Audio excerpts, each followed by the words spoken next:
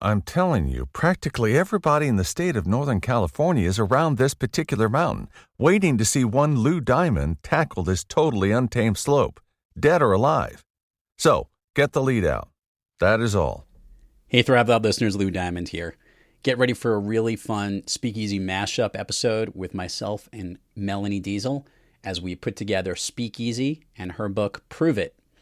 Apologies to the listeners. We had a couple of interference issues. A couple of times you'll hear some music interplay on just some of the points. But what's good is that Melanie's really thorough and she brings it all together and you never miss a beat with any of the stuff that gets cut out. So enjoy this fun conversation here on Thrive Loud. Prove It and Speak Easy. Would you like to learn from those that are taking their lives, their businesses, and their passions to the next level? Best-selling author of Speak Easy and master connector Lou Diamond is here to connect you to some of the most inspiring and amazing people on this planet.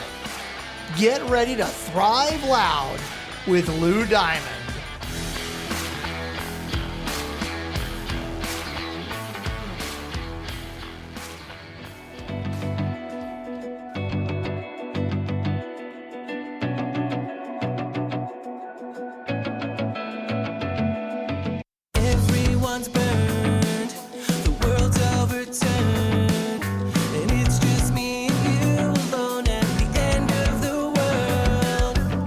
Welcome, everyone, to another spectacular, fantabulous, absolutely freaking awesome episode of Thrive Loud with Lou Diamond, connecting you to the most inspiring and amazing people that are thriving each and every day. We are continuing our amazing mashup series here on Thrive Loud. And today, I have a keynote speaker, two-time author, award-winning branded content creator. She's the co-founder and VP of marketing at The Convoy, a B2B marketplace that helps small and independent businesses save money on their everyday expenses so they can invest more in themselves and their communities. Her latest project, Prove It, exactly how modern marketers earn trust, is hitting the shelves soon. So we're doing a real cool, these books are coming to market really fast for those that are watching this episode as we mash up Speak Easy and Prove It, my very good friend and soon to be yours, back on Thrive Loud. It's been a long time, but I'm gonna have a lot of fun here today. Thrive Loud listeners, Melanie Deziel. Melanie, how are you today? It's good to be back. It's spectacular to be back, and I want to give applause and kudos to you. I got the chance to see the cover that's hovering behind your back over there, very positioned for many podcast interviews over there, right over there. Mm-hmm. And I got to see it in its like formative stages because I was helping to design my own cover at that particular point. And when I saw that, I'm like, wait a minute. I go, is that Melanie's new book? And I got so excited. I was like, oh my God. So I think I might have even like pinged her then back in like March. I'm like, you got to come on the show and talk about this. She's like, Lou, it doesn't come out for a little bit. Can we wait? And patience is a virtue, listeners, because you're going to hear a really cool concept about what this book is all about and how it really mixes and matches with our whole theme that we've been doing this whole week, this whole month here on Thrive Loud. So I'll shut up now, Melanie. Now I want to know. Talk to me a little bit about how Prove It came to life. So we have a mutual friend, Phil Jones, who I believe you're having on as well this week, right? He follows you. Yes, he does. There you go. So you'll hear from him, next episode. But Phil and I have been friends for a long time, as well as Lou and I. And Phil really speaks in the sales space, as you'll hear, and I'm more in the marketing space. And what we discovered is that every time we were, hanging out together, the conversation would inevitably drift to how sales and marketing are a lot closer than we seem to be. There's always this like us versus them mentality. They seem to be these like opposing teams. But in our mind, it was like, we can do so much together that would benefit everyone involved. And so Prove It was kind of born out of that, of this idea that we can use the content we create to back up our business claims. And that helps both sales and marketing, sort of marketing content to fuel your sales process. And in the process, earning the trust of your audience. So it was really that collaboration that came to be. And, partially also inspired by the fact that my first book, The Content Fuel Framework, was all about how to come up with content ideas. And inevitably, the next question would be, okay, well, which ones should I pick first? Like, I have all these ideas, but what do I do now? Like, which ones do I prioritize? And so this book is also, Prove It is also an answer to that question. Choose the ideas that are going to best back up your business claims, which hopefully translates into sales. So I have an interesting segue here for those who've listened to Melanie go back to her original episode when she was talking about StoryFuel, her platform of business. You learned that she comes from the world of news reporting and as a reporter, which required research and investigative knowledge to understanding how to communicate. So a lot of your storytelling ideas were about understanding the facts, if you would, and research it like a reporter would. And Prove It to me actually links with this because we have a lot of trust inherently with most of the stuff we hear from the media. Not everything is true, but there's a way that if you do enough research and you earn it, you can develop it that way. Was that something that was brewing all the way from the beginning in the way that you think about content and the way you think about communicating? 100%. I don't think I maybe put it together that clearly. A lot of it is, sort of in the background. It's the way that I'm thinking, maybe without even realizing it. But 100%. When we're taught to create content as journalists, a lot of what we're taught is how to make that content credible. Because as you said, there's a lot of media out there. We can't trust all of it.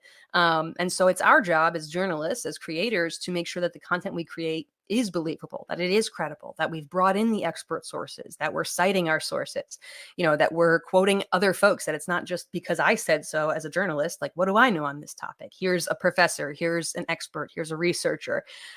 So a lot of sort of the first part of Prove It talks about corroborating your claims, getting experts and witnesses to kind of add on to what you're saying and validate it. And I think that especially was informed by the background in journalism of knowing that, we can say things all we want, but it's sometimes better to get someone more trusted or just someone other than us to say it, to agree with us, to back it up. So this is where it's really interesting, because I guess you and I are on the same page, where some people say it's us versus them when you're talking about sales versus marketing. To me, I've always been about helping salespeople better connect their message, helping marketers better connect their message, helping leaders better connect their message so they can connect to their intended targets, whether prospects, an audience, or their people. And the means or the medium that I believe that happens is through a great conversation. And interestingly, obviously, we know about sales pitches, and as we'll hear from Phil later in the week about exactly what to say about the words to incorporate when you're actually in a sales meeting, to how to possibly change your words, change your world. I think I'm using that correctly. Let's talk about, from the marketing aspect here, about having a conversation through marketing and earning that trust. When you think about a marketing message, and in the sense that you need to prove it, is a conversation a good way to do it? Absolutely. I think in many ways, part of the reason that Prove It is relevant is because we have not historically thought of marketing and sales as a partnership, as a conversation. Particularly with marketing, a lot of times it's very one directional. It's like, we're telling you we're the best. We're telling you you should work with us. We're telling you that we're better than the competition. But it hasn't acknowledged the fact that so many of the folks who are in that audience are going to be following up and saying, like, how do I know that? Or like, prove that that's true, or that's not what I've heard, or I just can't believe that. That seems unbelievable, right? So I think if we start to think of it more as a conversation, acknowledging that this is a particularly skeptical consumer and sales environment that we're in right now. Like, I always joke, just look at your spam inbox on your email, or, your voicemails about your car's extended warranty. Like, there's reason for customers to be skeptical right now. Like, it's not us, right? We're the good ones, so to speak, but there are plenty of folks out to get them, to convince them of something that's not true, to steal their information, whatever the case may be. And so we can't blame them for being skeptical. Rather than just being upset about it, the much better approach is to acknowledge that we are in this conversation with a skeptical audience, and it is on us to be prepared to back up all of those claims with proof. And that content is one of the best ways to provide that proof, so that we have something ready when our audience does respond. I haven't gotten to it yet. I've gotten through the notes of it and the high level pieces of it. So I want to ask this question. Yeah. Is there a systematized way to think about how marketers can prove it, and that they should run through each one of their steps? I'd love to talk about that. Definitely. I love a good system. You can always I count know. on for That's a right. I mean, system, an nobody loves systems. acronym. Yeah. There's only one other person aside from us in our little group who likes systems more. Hashtag Drew Tarvin. Go learn about systems. But you're Yeah. up there. You're in that mix Yeah. of I need to be organized in the way you do things. 100%. Yeah. So in the book, we do break down a system, of course. So we've got there's 6 types of content that you can create to back up these claims. The 3 high level categories, though, are someone else say it, whether that's your customers, your clients, experts, your employees, whoever it is, right? Like bringing in other people to back up what you're saying is a really good place to start. The second one is demonstrating. So if corroborating is like they can hear it from someone else, then demonstrating is showing them so that they can see it with their own eyes. The best like parallel for this is probably the infomercial model, right? They say that it's 5 times more absorbent, and that's wonderful, but then they show you, their towel and the competitor towel dropping into a pool of water, and you get to witness it absorbing more water, right? So that is the demonstrating content. And then the third one is educating. So this type of content, the educating content, is like much more relevant when you have a particularly complicated product, a heavily regulated product, something that has maybe a lot of jargon or it's very technical. You often need to create content that helps your audience understand enough information to be able to make that comparison, to understand that you're telling the truth. Because if I come out and say, our product has, 3 fewer parts per million of whatever chemical, like as a consumer, I may not understand what that means or why it's relevant. And so I need to help the consumer understand why it's important to have fewer parts per million and what that means for them, right? So corroborating, demonstrating, and educating are sort of the 3 major buckets of content. And then in the book, we walk through the 5 types of claims that you're probably making as a business and how you can use those different types of content to prove out those different types of claims. Did you have fun putting this book together? Yeah. Yeah. I did. I know you did because you got into like your laboratory, if you would. So this is like your science experiment coming to life. And for listeners, what you need to know is that the book that's behind her first book, she wrote sometime around the time of the birth of her child. Isn't that true? Like, I can't remember which came first. Did the baby come first or the? So, well, it depends, right? I finished the book before the baby was born, but the book came out after the baby was born. Yeah. But yeah, I had a whole system for making sure that book got finished before she arrived because I knew that was a real deadline. Tell me what was different for you this time around. Obviously, having gotten one under your belt and a real important message, and now something that's a little bit deeper. What was it like for you? I love asking authors on the program this question. There's a gift for the readers that they get from the book. They get to learn great lessons. They get to learn great tactics. And in this case, for marketers, what a great way to learn trust. Yeah. But there probably was a little bit of a happy accident, if it was for you. Did you have one of those? And could you share that with us? Well, I think the first time around, I had never written a book, so I didn't know that I could write a book. And so there was this whole air about the process where I'm like, is this too big? Like, I've never taken on a project of this size. Like, am I in over my head? There's some element of like imposter syndrome, I guess, that you go through maybe as a first-time author.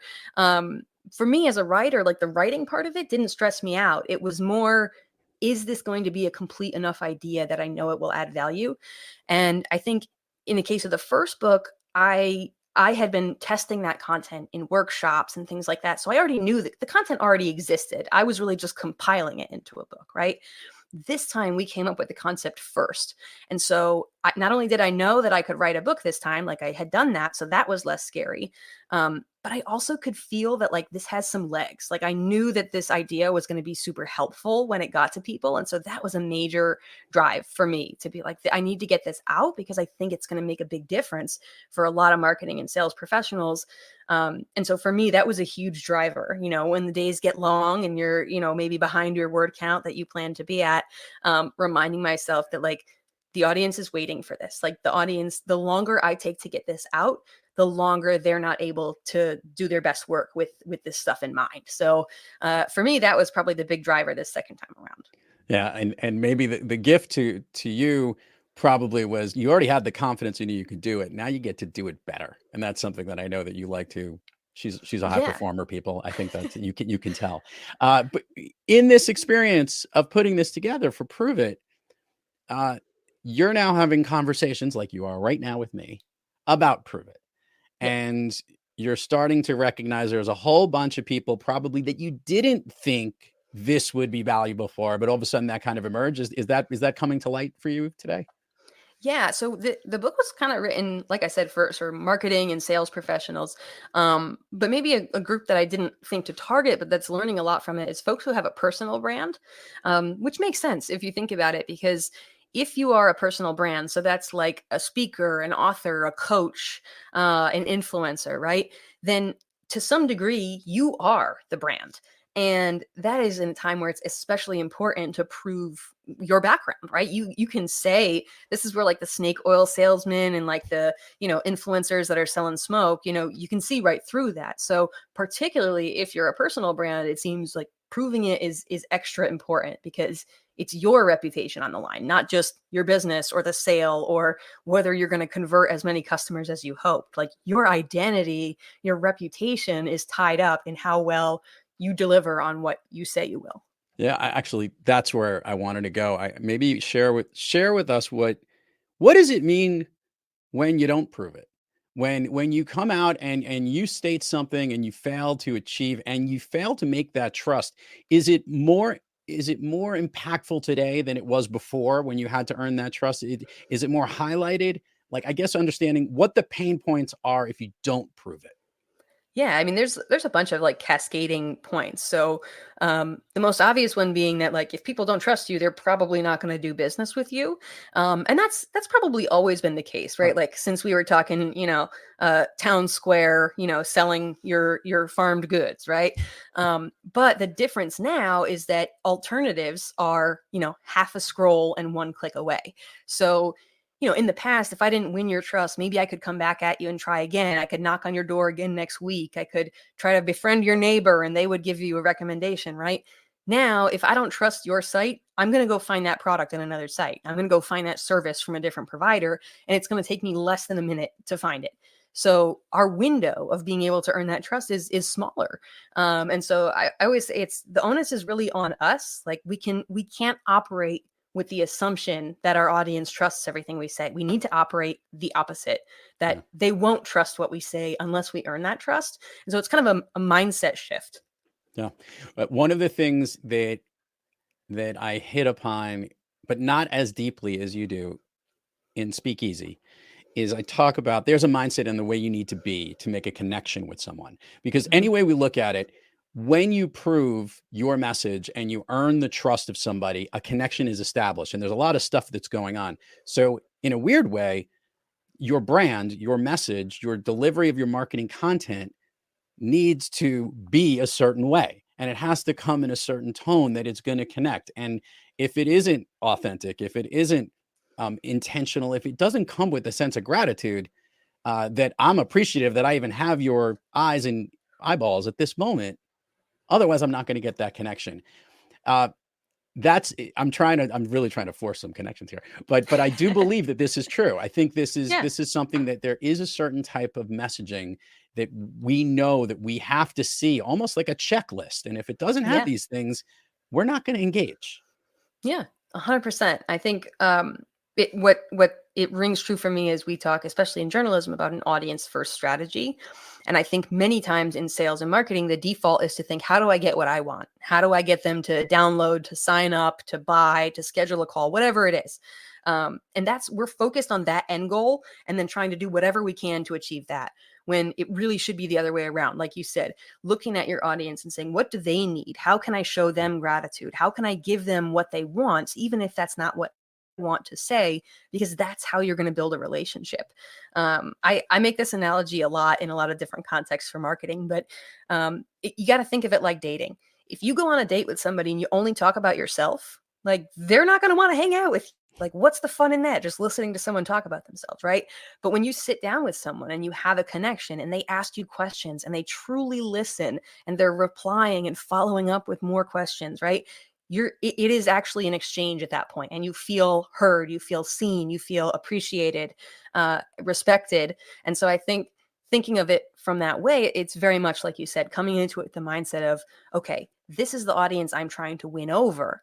how can I make them feel seen, heard, respected, trusted, etc., so that then we can build a relationship where that request for the call to action, the buy, this, download, sign up, whatever, is natural because they built a connection. It's not coming out of nowhere anymore. So true. I want to do this. I want to get the admin part of the show out of the way because we're going to have an extended version of Fun Street here with Melanie. Melanie, the book comes out. Give us when the book comes out, where we can go to do it. We will put it all in the show notes, but it's going to get way more engagement than you can ever imagine because we're going to be tagging so many different people on this book. It's just ridiculous. But everyone should go check it out. So I'm going to give you the stage here. Share with everyone all the details and where they can go. Absolutely. So Prove It, Exactly How Modern Marketers Earn Trust, comes out on October 11th. So if you're hearing it before then, you can get it on pre-order, most online places where you get your books. If it's after that date, you can go ahead and order it. It is available on Amazon. We'll be working on the audiobook soon as well. So that'll come out in a few weeks or months' time. I always encourage everybody to check out your local bookstore or bookshop.org so that you're supporting a local bookstore in your community. But if you can't do that or you're not able to find it that way, you can find it on Barnes & Noble, Amazon, and many of the big books. Super. We went into like the vortex there for somebody on the video, but I think it'll all come through. It's all that whole transmission streaming thing. Awesome. All right, Melanie, I've been waiting to do this for the entire series. Here's the story. You are a series of 9, mostly because we like the Brady Bunch analogy and we just wanted to take all these great books together and mash it. I said, but Melanie's got to be in this mix, mostly because I get to have Fun Street with her. Okay, we're going to do the extended version here. I want to catch up a little bit because the first time you came on Thrive Loud, we didn't have a lot of the things that we do now. So we're going to do that. And then we're going to add some new things and we're going to then put a little bow on this and kind of connect it all together. Sound like a plan? Sounds good to me. She's like, oh shit, what is Logan to do now? Okay. Here we go. Okay. So of late, specifically right now, is there a streaming show or a movie series or something that you and your other half, who, by the way, who's also been on this program at one time or another, is there something that you're into more so than any other program? So we just finished this one, so hopefully that still counts by your criteria. Yeah. But The Rehearsal on HBO. Ooh. So it's super interesting concept. The concept is that this host, Nathan Fielder, is helping people prepare for difficult conversations by creating like a ridiculously detailed reconstruction. So like the whole room where the conversation will happen, actors who are playing the opposite party. But it's just a show that's really interesting and it gets meta and it's like talking about how reality versus reality TV. It's a good one. Okay. This one I'm going to put down the list. Hold on. The Rehearsal. I like it. I'm into it. And it's not a very long series. No, it's not. Yeah, because these ones that go on and on and on and on. I'm like 10 episodes, 40 seasons later. I feel like I've been giving away, months of my time. Okay. All right. Of late, a song that you love to listen to, or maybe one that pumps you up that is not on your child's favorite playlist.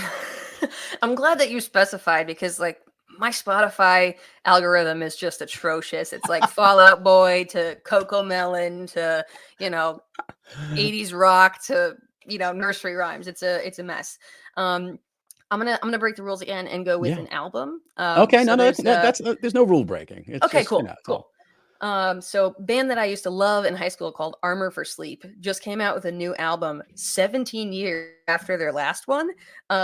So I have been listening to their latest album, Armor for Sleep, and just transporting back in time. I like it. All right. A favorite food of yours that is not a dessert? I really like chocolate croissants. Does that count as a dessert? Could be a breakfast. I guess you could put that as a breakfast. Well, it depends. What is your favorite dessert? My favorite dessert is ice cream, definitely. Okay, so therefore, chocolate croissants is a food group, and you can put that in the main one. To me, it's breakfast. Yeah, I understand. Breakfast with dessert. Yeah. All mixed in. An activity you wish you did more of? Ooh, aerial yoga. I really like aerial yoga. That's the one where you have like the silks that are hanging from the ceiling and you could do that stuff? Yeah. Really? I have the setup at home even. It's just not something I'm able to do as often as I'd like. We had the president and the founder of Cirque du Soleil on Thrive Loud, and they do Yeah. that a lot with those silk things. But I don't think it's yoga. I think it's like in crazy dancing, spinning stuff. You do that too? Is Melanie spinning around on these Not silk the things? spinning, Oh, not the just spinning. yoga. I'm not that good, but there is a fine line between the aerial yoga and the circus, right? So there's a lot of similarities in terms of the form and stuff. They're just being a little more risky, and guaranteed more graceful than I like doing it. Something tells me if I did aerial yoga, it would look like a spinning circus mess. That would just be my maybe. guess. That's an activity you wish you did less of. Ooh, paperwork. That's like a catch-all, but like I'm so Is it dang really tired. paper? Is it digital paperwork? Can we call it paperwork? If it's, are you really using paper? You like, No, notes? both. I don't know. I just feel like I fill out a lot of forms, Yeah. print and sign a lot of things, and I don't know. It's just not my favorite. There's this guy that keeps asking for money in Ethiopia. I keep giving it to him. I don't understand. If I could snap my fingers, Melanie Deziel, and you could be anywhere in the world, where are you? Right now, I'd like to be back up north with my family. So my husband and I are down in Raleigh, North Carolina, and we love it down here. But my sister is expecting, and so we've got our first, niece or nephew on the way very soon. And so I had a feeling I'd probably take advantage of that transport back home. All right. Well, if you're in the area, let us know. We might have to, connect with you while you're here. 2 last questions here. So what is the thing that you want readers, viewers, and hopefully when they listen to, are you going to do the audiobook, by the way? I didn't ask that question. Yeah, Phil and I are going to do it together. You're going to do it together. So you have to deal with that British accent the entire time? Well, I don't know. It's going to be, so it's kind of fun. The way we wrote the book is like I did the main chapters and Phil has sort of these like action lists asides at the end of the chapters. So it'll be a fun game of ping pong there. Yeah. Or you'll be recording in separate isolated rooms because, there might be a court-ordered mandate to keep the distance. Yeah. Something that you want the readers to take away from in this, or the listeners in this case. I think that the biggest thing is just that we cannot rely on the fact that our audience will believe anything we say. Because that is kind of the default, right? We just think, all right, if I have a smart enough copy or I get like a rhyming tagline, people will eat it up, right? And as depressing as it may sound to say like your audience doesn't trust you as a default mindset, that's actually so empowering. So if you remember that, like every time you create something, you're not just creating something to sell. Like the onus is on me to earn my audience's trust. And it feels so much better when you know that you've done that. So yeah, thinking that way, like everything I create is a piece of evidence in this case that I'm building for trust. Love it. Everybody check it out, prove it. And as part of our Speak Easy mashup, get Speak Easy along with it. And you could put the two together, how you need to be and how you can actually help others earn the trust through Prove It. And I love the idea. I love the concept. And for note, I've always loved the cover. I've been a big fan as it's right behind her over there. Melanie, truly a pleasure to have you on. Thank you. Good luck to you on everything that's going your way.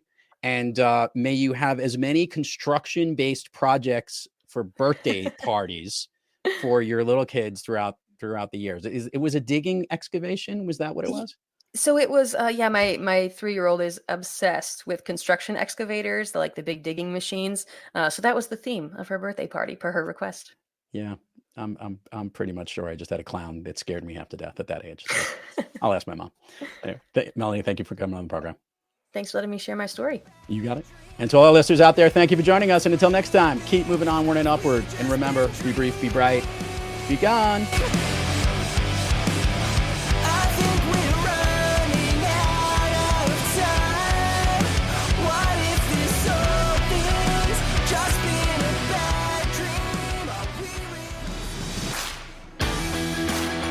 You've been listening to Thrive Loud with your host, Lou Diamond. Check us out on the web at thriveloud.com and follow us on Instagram, LinkedIn, Twitter, and Facebook at Thrive Loud. And check us out on the Good Pods app at Thrive Loud, where you can follow, listen, and connect directly to Lou and all of the Thrive Loud episodes. Thanks for listening.